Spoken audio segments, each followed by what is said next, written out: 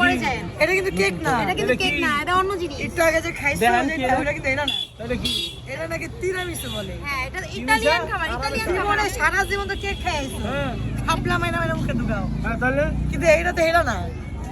এই বাঙালি এখন থেকে আবার তিরামিসু খাওয়া শিখছে। তিরামিসু কি? এটা একটা ইতালিয়ান খাবার ভাই, আমরা বাংলাদেশে লঞ্চ করতেছি মানে হ্যাঁ কি সবার। বাংলাদেশে ইটালিয়ান ডিশ খামু? হ্যাঁ, একটু বাইরে দিয়ে বাইরে না গেলেন এটা কি বাংলাদেশি না? Bangladeshi recipe Italian.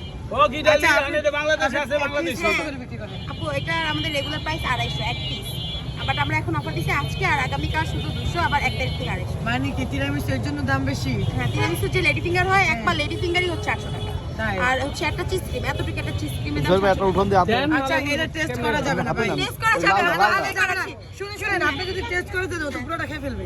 আচ্ছা একটু টেস্ট তো করে না। আমি তো আগেই বলবো না। ভালো লাগলে কিন্তু পুরাটা খেয়ে লাগবে। স্ট্রবেরি এটা না, এটা ভাই আপনাদের উচিত আমরা খাবো নাকি, বুঝলাম না ভাই। কোনটা কোনটা শুন কোনটা খাবা বলো? স্যার ভাই খান বানা খান দাম দেন। আচ্ছা যেটা ওইটাই দিব। এটার নাম কি? এটা হচ্ছে আমাদের কিটক্যাট তিরামিসু। আচ্ছা আমি আসি।